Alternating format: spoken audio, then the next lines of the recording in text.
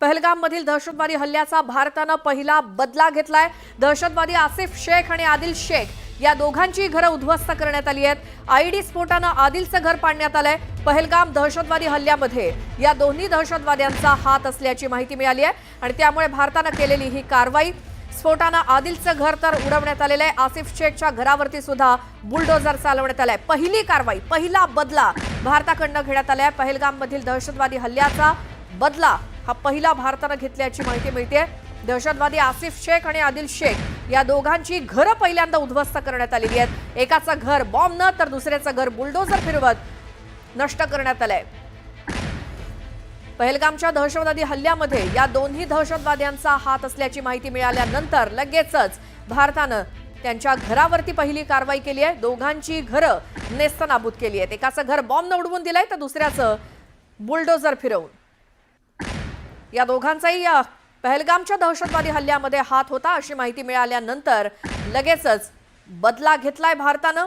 त्यांची घरं उद्ध्वस्त करण्यात आलेली आहेत। काश्मीरमध्येच या दोघांची घरं भारतीय सैन्यानं नष्ट केली।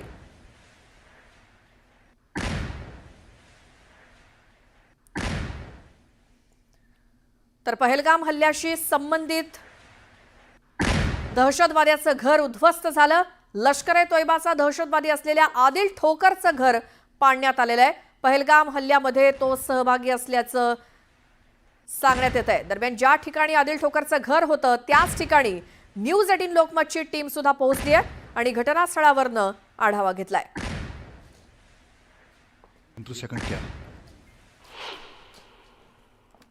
देखिए, इस वक्त हम त्राल इलाके में मौजूद है और त्राल इलाका वही इलाका है जिससे 5-6 सालों में आतंकवादी जो हैं उनके कई काडर यहाँ पर अपना गढ़ बनाए हैं। देखिए, इस कमरे के अंदर हम यहाँ पर हैं। जो धमाका जब हुआ तो कैसे परखच्चे यहाँ पर उड़ गए, ये तस्वीरें बयां करती हैं कि कितना खतरनाक एक्सप्लोजिव यहाँ पर रखा था। और जहाँ तक इस इलाके की पूरे की बात है, त्राल वही इलाका है, जाकिर मूसा का इलाका है। बुरहान वानी भी यहाँ से ताल्लुक रखा था, जिसके मौत के बाद यहाँ पर आतंकवाद को फिर से पनपाने की कोशिश की गई। जाकिर मूसा था और उसके बाद बहुत और अन्य जो काडर थे आतंकवादियों के वो यहाँ पर पनपे। और अब आसिफ यहाँ पर यहाँ से ताल्लुक रखता था। हालांकि घर वालों से हमने बात की है, इसकी बाइट अभी हम थोड़ी देर में भेजेंगे। इनकी बहन का कहना है पिछले 3 साल से आसिफ अपने घर पे नहीं आया था।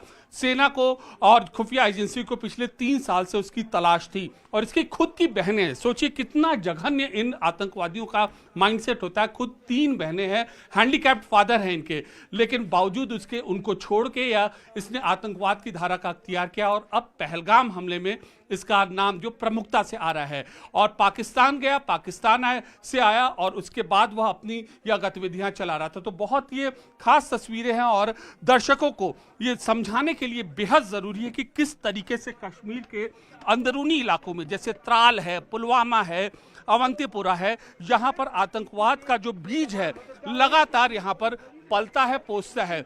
जो ऐसे लोग हैं, आसिफ जैसे लोग हैं और आदिल जैसे लोग हैं, वह किस तरीके से जो मासूमियत के आड़ में रहकर आतंकवादी घटना को अंजाम देते हैं। लगातार सरकार और एजेंसियां इस शख्स के संपर्क में थी, इनके परिवार के संपर्क में थी।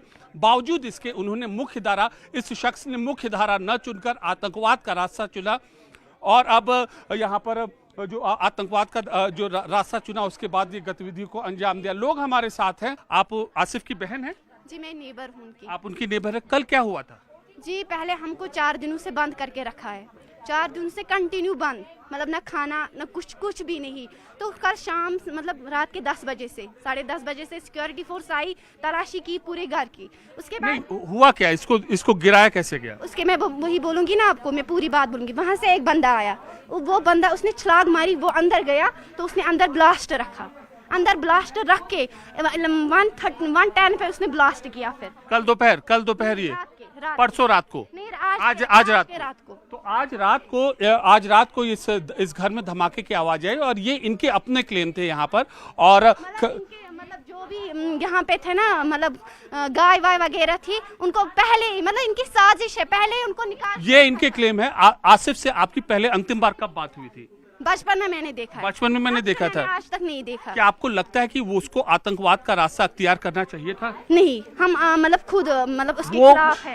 उसके खिलाफ है, तो फिर वो क्यों उसने ऐसी गतिविधि को अंजाम दिया? निहत्थे लोगों पर उसने गोलियां चलाई नहीं, हैं। ऐसा नहीं कर सकते, बचपन से जानते हैं हम। आसिफ ऐसा नहीं कर सकता है, जांच एजेंसियां गलत बोलेंगी। मतलब जो आप बोलते हैं ना पहलगाम में वो अटैक हुआ, हमें बहुत ज्यादा अफसोस है उस पर। अफसोस है, आसिफ का सीधा सीधा नाम आ रहा है। आसिफ का नाम है, हम बोलते हैं ना, हम जनता से बोल रहे हैं, हम मोदी साहब को बोल रहे हैं, आप ढूंढिए ना, मतलब जहाँ जहाँ पे भी नहीं, टेररिस्ट। वो तो किसी सबूत के आधार पर ही बोल रही है ना कि आसिफ का नाम सामने आ रहा है। पहले ये प्रोपेगेंडा बनाते हैं, पहले ये करते हैं, पहले साजिश करते हैं। आसिफ पाकिस्तान गया था?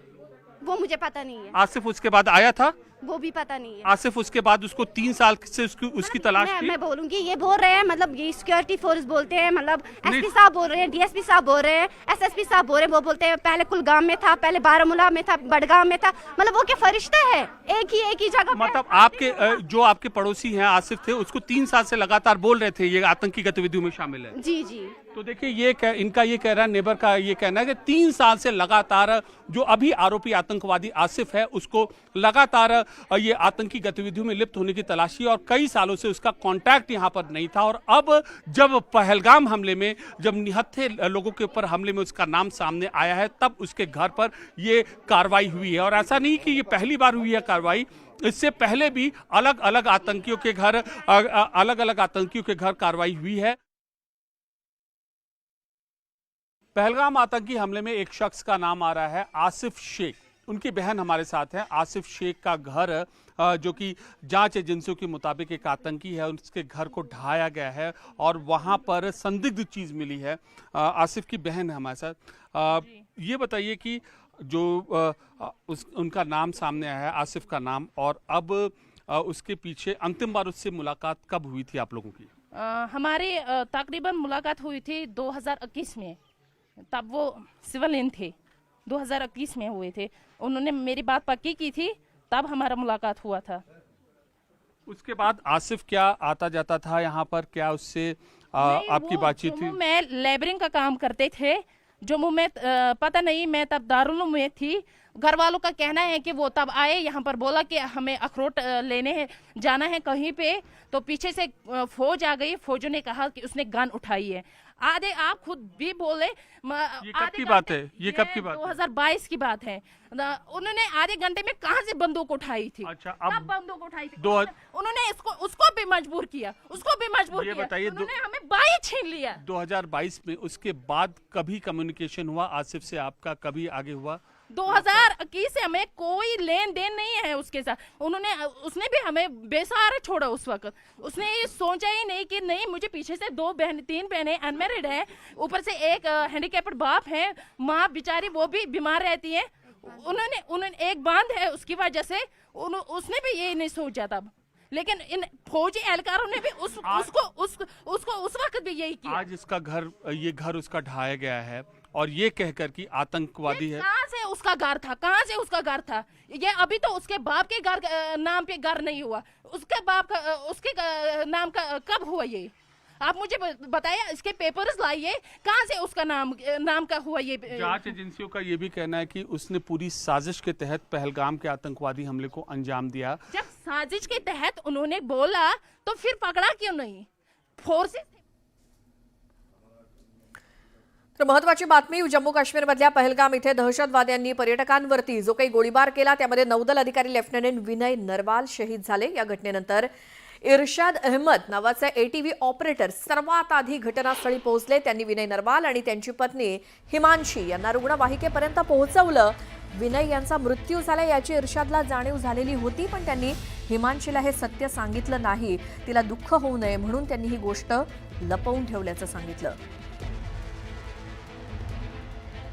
तर पहलगाम मधल्या हल्ल्याचा मन विदीर्ण करणारा हा फोटो समोर आला आणि लग्नानंतर हनीमूनसाठी जम्मू काश्मीरला आलेल्या जोडप्यापैकी पतीचा या गोळीबारात मृत्यू झाला आणि त्याच्या मृतदेहाशेजारी खिन्न अवस्थेत बसलेल्या पत्नीचा हा फोटो बरंच काही सांगणार आहे। इरशाद अहमद मेरा नाम है। जो उस दिन हुआ था पूरा बताइए। जी, मैं एटीवी स्टैंड का प्रेसिडेंट हूँ। हमें एक्चुअली कॉल मिली थी पुलिस स्टेशन से कि हमें बाइक्स की रिक्वायरमेंट है। एंड सडनली मार्केट में पूरी अफरा तफरी फैल गई, हम डर गए। हम पहले तो हम बाइक्स लेके घर चले गए, उसके बाद फिर SHO की कॉल आई कि नॉर्मल सिचुएशन नॉर्मल है, रेस्क्यू के लिए जाना है। फिर हमने सारी अपनी बाइकें उठा के हम पूरे उधर बाईसरन वैली की तरफ चल पड़े, क्योंकि वो नॉन मोटरेबल रोड है, वहाँ पे गाड़ी नहीं जा सकती, कोई भी गाड़ी नहीं गई। हम ATVs लेके गए थे। हम पिछले 2 दिन से जितने भी दिन वहाँ पे फोर्स के लिए गए थे, पुलिस को लेके गए थे, वो बॉडीज को रिकवर की। पहली डेड बॉडी मैंने उठाई थी, जो कपल था वो नेवी ऑफिसर, उनको मैं लेके आया था। ऑन द वे मैं रुका, मैंने उनकी पल्स चेक करी, बट वो डेड थे। मैंने उनकी जो वाइफ थी उनको झूठ बोला कि ये जिंदा है, आप टेंशन मत लीजिए, मैं इनको लेके जाऊंगा हॉस्पिटल। और जो ही मैं एम्बुलेंस के पास पहुंचा, उन्होंने वहां से रिकवर करके उनको हॉस्पिटल लेके गए। तो कितने को अपने इंजर्ड थे रेस्क्यू किया? लगभग से हमने 4-5 को बाइक्स पे ही लेके आए। उसके बाद बाकी घोड़े वालों ने, बाकी सब ने पूरी मदद की इनको। तो अगर हम देखें ये मतलब दिलदोज वाक़ा था। बहुत ज़्यादा, आप बिलीव नहीं करोगे, मैं 4 बार रोया जो ही मैंने वो मंजर देखा वहाँ पे, क्योंकि ये इंसानियत के लिहाज से, ना कि हमारा रोज़गार हिट हुआ है वो चीज़ नहीं है, बट इंसानियत के एज ह्यूमैनिटेरियन बेसिस मतलब ये बहुत ज़्यादा ही